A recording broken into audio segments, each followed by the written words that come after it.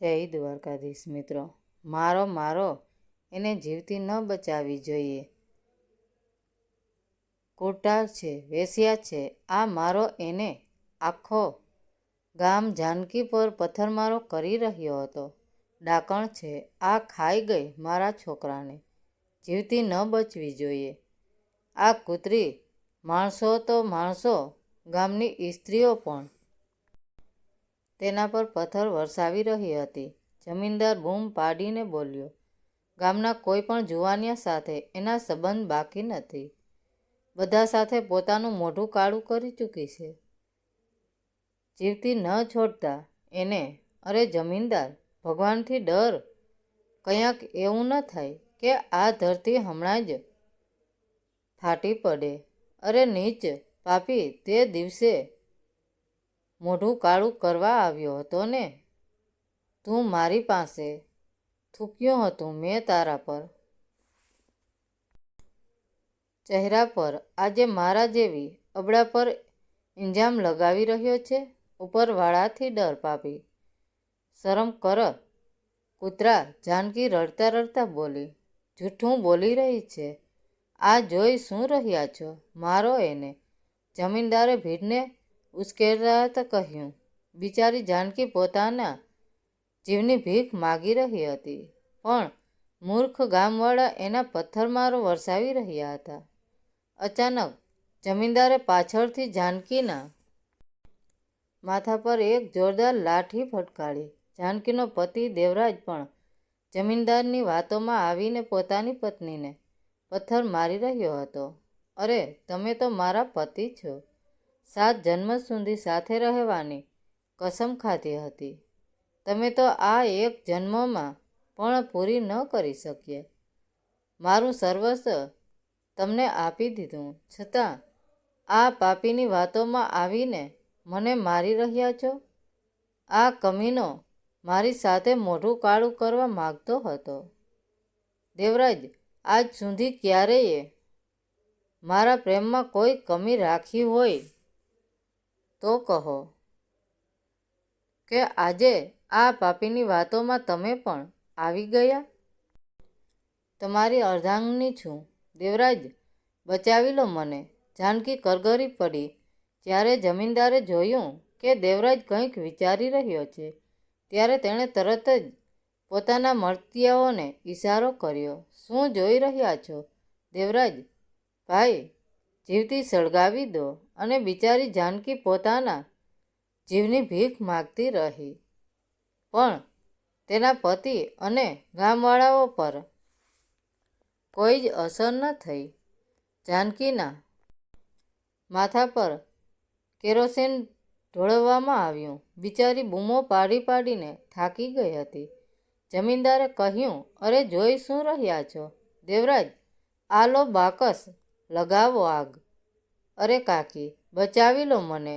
જાનકીએ એક વૃદ્ધ તરફ જોઈને આજીજી કરી, પણ કાકી તો એ બિચારી પર પથ્થર જ વરસાવી રહ્યા હતા. જમીનદારે બાકસ દેવરાજને પકડાવ્યું અને કહ્યું, જોઈ શું રહ્યા છો? લગાવો આગ. દેવરાજે જીવતી જાનકી પર દિવાસળી સળગાવીને ફેંકી દીધી.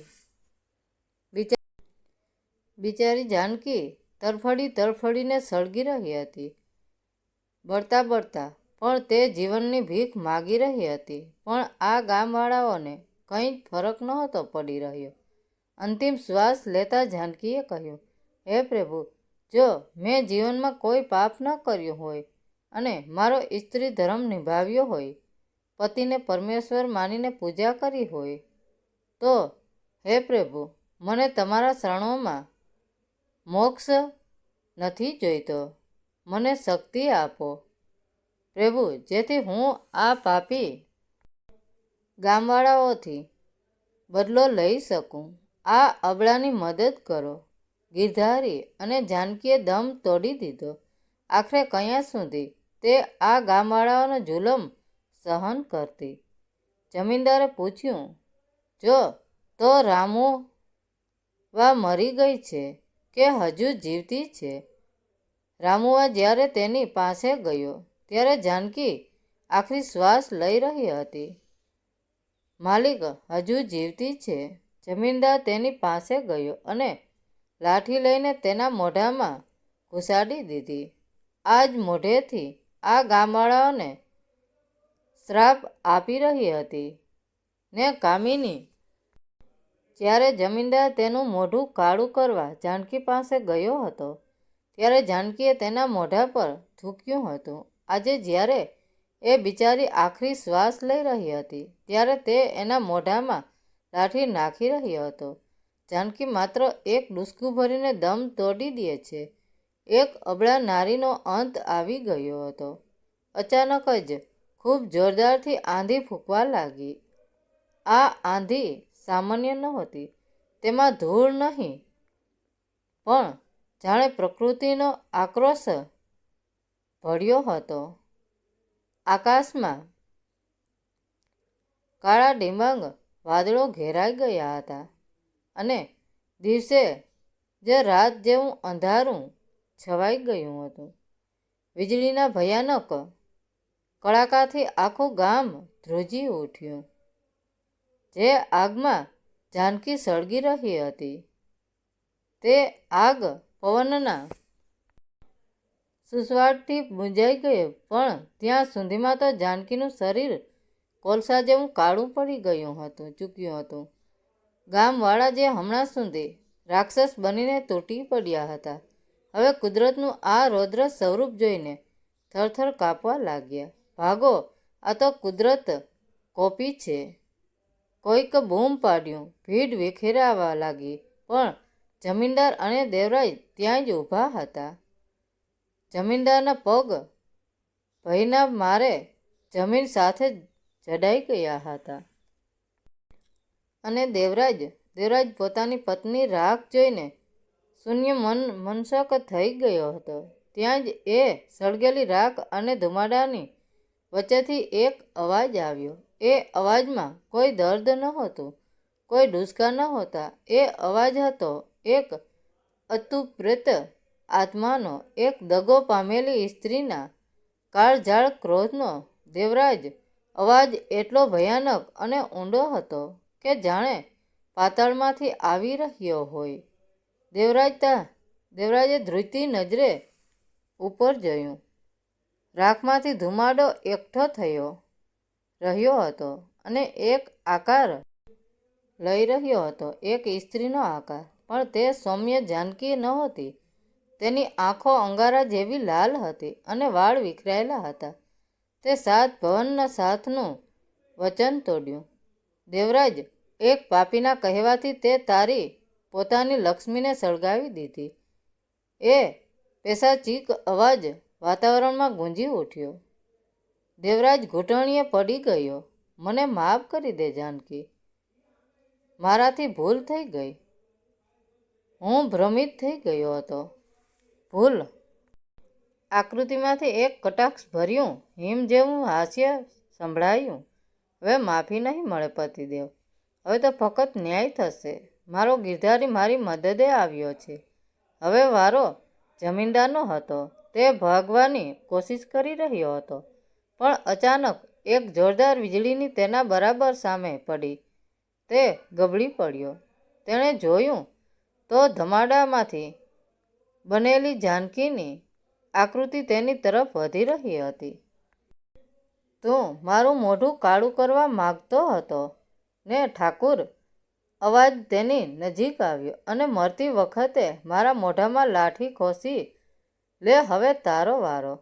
જમીનદાર કાંઈ સમજે તે પહેલાં જ એક અદૃશ્ય શક્તિએ તેને હવામાં ઉંચક્યો. તેની આંખો ભયથી ફાટી ગઈ.